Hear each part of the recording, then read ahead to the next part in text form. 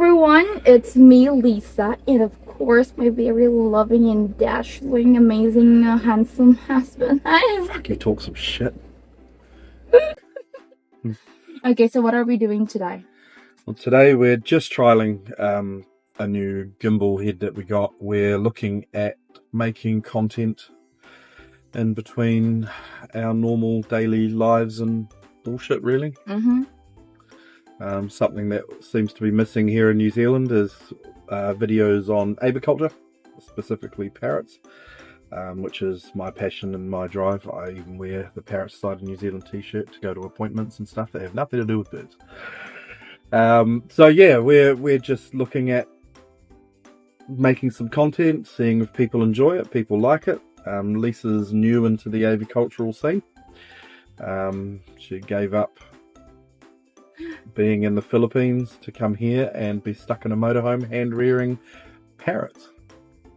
Well, I'm enjoying it. Yeah. That's the only important thing about it. I'm amazed you enjoy it, because honestly it was not something I thought you would enjoy. Oh, I can't believe you're letting me film you this without you brushing your hair and doing your makeup. it doesn't matter because I still look good. So.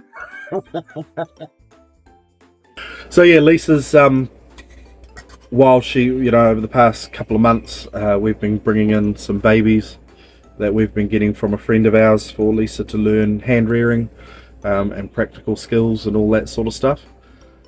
So she's been hand rearing some cockatiels and some conures. Getting ready. We've got eclectus babies coming in the next 5 days. And then we've got another fertile egg that we're going to have to do from day old, because she doesn't rear her babies. So Lisa's been doing these babies here since day old, and yeah, she's been doing a good job. She's, I always told her hand rearing is one of those things, when it's going well, it's easy. When it goes wrong, it's a fucking nightmare. So your preferred feeding method is what, sorry? Prop needling. We're going to put you onto tubing soon. Why? Why? Because it's nicer on the birds. True? Yeah, it's soft silicone. My mindset is not good for. Your mindset is not good, full stop. So once it's at temperature, she puts it on there, and it actually keeps that temperature. And we've checked it with the needle, with the thermometer and everything. Looks so nice. You look really nice. You ready? Oh, we're okay. But yeah, she's definitely got the technique down for the crop needling, which is good. I actually do love doing this, especially watching them grow each day. It's really amazing. They change fast, eh? They change so fast. Yeah. Better than having a baby for sure. Where are you? I want you. Open up.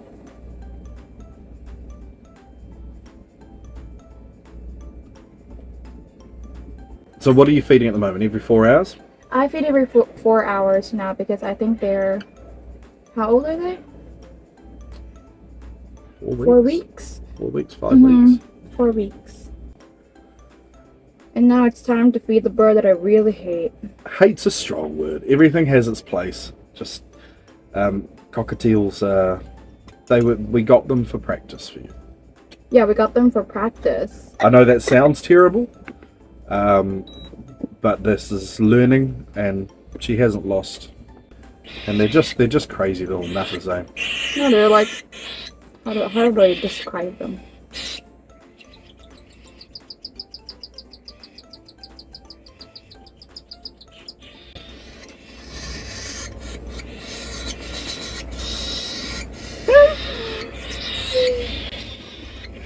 She says she hates them, but she still goes when she feeds them.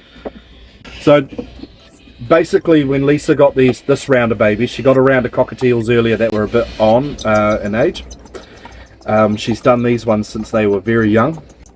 The conures since we actually hatched one of the eggs, and the other one was a day old. These ones were a little bit older, and she honestly, she said to me, just leave me alone and let me do it this time. So I had no choice but to back right off, and I've just let her feed.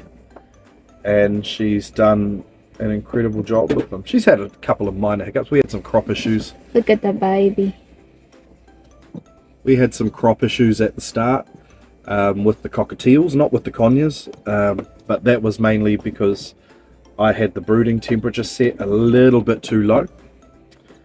We upped the temperature by 1 degree, and that was it. Everything was sweet. But no, she's been doing a great job. So she's not asked for my help. She's told me to leave her alone. I've left her alone. I haven't seen the babies very often. I just, every now and again while she's sleeping, I get up and I check them just to make sure everything's okay, temperature-wise, humidity rise and all that sort of stuff. And she seems to be pretty on the ball and doing a good job. So we're on to Eclectus. And then once the Eclectus are done, hopefully we'll have some Lutino Alexandrines potentially. Or at the least some splits, hopefully. And then we'll be moving on to Amazons. So Amazon breeding season is coming up soon. Yep. As the president of the Parrot Society in NZ, what can you say about the production of parrots in New Zealand? Like, is it growing? Is it like... Breeders are dropping off. So not only is it's like everywhere else in the world, it's an aging community. They're also going out of birds. Subdivisions are very popular here, as in like most places. We don't have HOAs and all that sort of stuff, but subdivisions are very popular, and you can't keep conures, like sun conures and nandays and Amazons and Eclectus and macaws and black cockatoos. You can't keep those in suburbia like that anymore. When it was a 1/4 acre section, you could get away with that sort of stuff, but now we're down to a couple of 100 square meter sections. They're too loud. So breeders have dropped off. The pet industry is picking up. There are a lot more people wanting pets, a lot less people getting into breeding.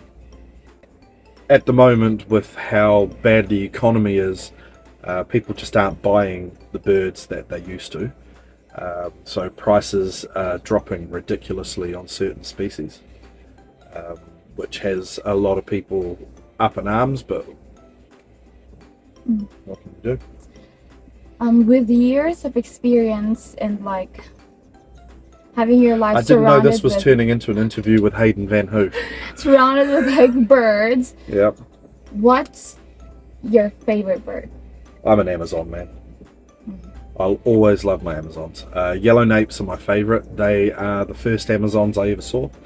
I would have been 11 years old, and my dream was a sulphur crested cockatoo. Of all things, was a sulphur. Crazy bird. Yeah, and I never got the sulphur. I never got that pet sulphur that I always wanted when I was a kid. I met an amazing woman called Pauline Coltman, fantastic breeder, fantastic lady. She took me under her wing and she taught me most of what I know. Picked up a lot over the years, because aviculture is always changing, it's always evolving. Every year there's something new happening, a new mutation, a new formula, a new this, a new that. But she taught me the fundamentals, and she had Eclectus, Amazons, Majors, Galahs,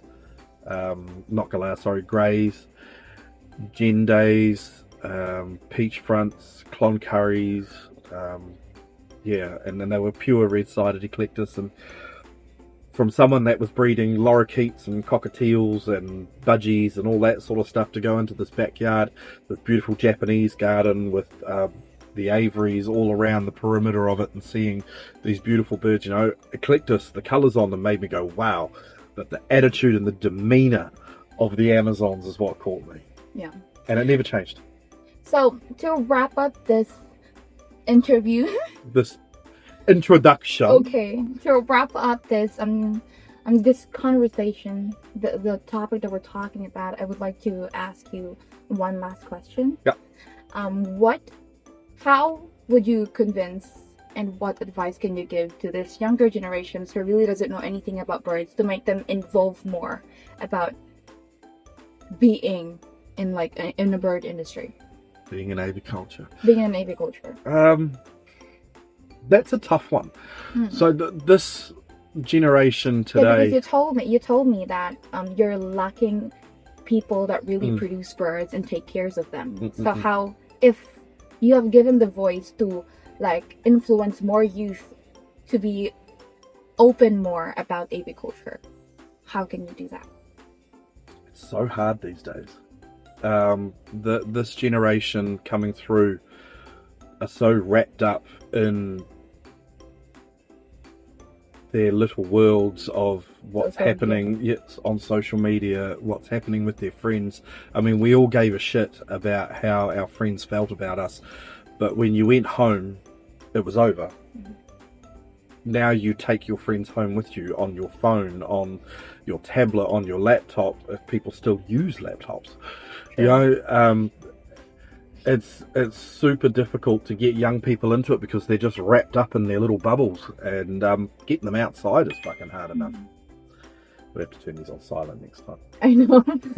Sorry for the notifications if they came through. It's funny, I was borderline born with my love for birds and passion. You know, I always wanted a pet bird. At 5 years old, I got my first hand-reared cockatiel from my grandfather.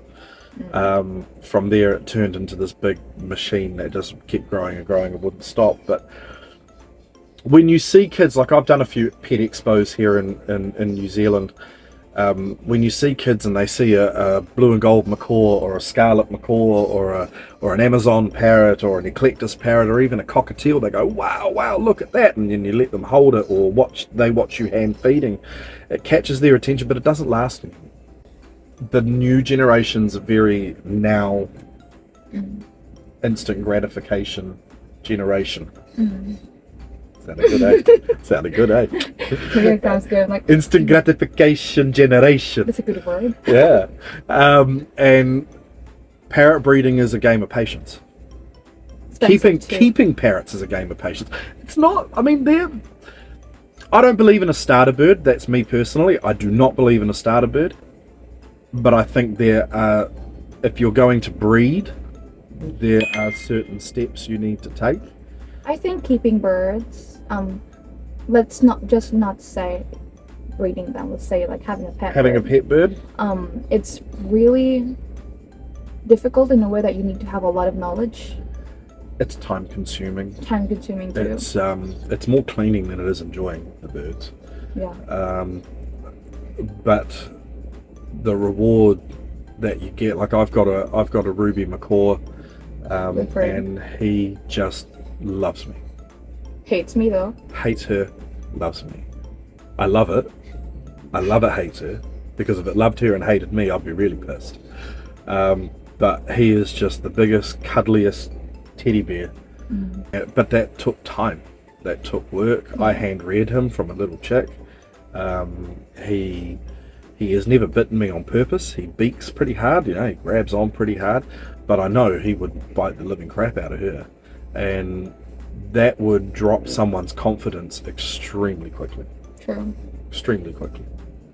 So yeah, I think that's it for the video for today, and we're probably gonna be making more videos, hopefully every day. You can tell who's in charge, eh? Yeah, that's it. It's I hope that through this video that we're making, we'll not just let you know something about bird, but also like inspire more younger people. There's more species here in New Zealand than people realize, and there's a species of parrot for everybody. You know, if you're a quiet, calm guy that just doesn't want chaos, an African grey. If you love chaos, a cockatoo. If you want chaos with the chance of getting your face bitten, Amazon. True. You know, you want there's a lot of options. big, loud and bold macaw, and there's different species in all these sub-levels, and it's important that we don't lose these species. I mean, we're on the verge of losing so many, and once they're gone from New Zealand, they are gone. There is no coming in. There is no more legally coming into New Zealand. As the government MPI may say that they're working on a protocol, they've been working on a protocol since I was in Parrots. You know, since the late 90s. They've been working on protocols. It's never going to happen. What we have is what we have, and if we don't look after it, it will be gone. On the upside, there are a lot of people really working on trying to keep these birds going. Maybe in the next video we'll do a tour of the facility we're at. Yeah, that would be good. Yeah, that would be nice. It's a very wide range of birds, and different housings, from conventional aviaries to suspendeds to cantilevers. Yeah. Yeah, that's a nice idea. Yeah. She loves asking questions. She's this, so she can do the interviewing and I'll do the talking because I'm good at talking. It's like verbal diarrhea. So yeah. So yeah, I hope you like our videos and hopefully support us. And yeah, I hope we will inspire a lot more younger generations for the future. I hope so too. I mean, I'm not a confident person on camera. It feels weird that I'm talking to a camera. I love it though. You love the camera. She loves the limelight. She's not had the limelight while she's been in New Zealand, which is coming up a year. That's why we're trying to bring that back. I'm trying to give you something to do. I know. To be honest, but something that I can help with because I ain't any good at putting on nails and makeup. So, but yeah. That's it. Bye guys. See you later.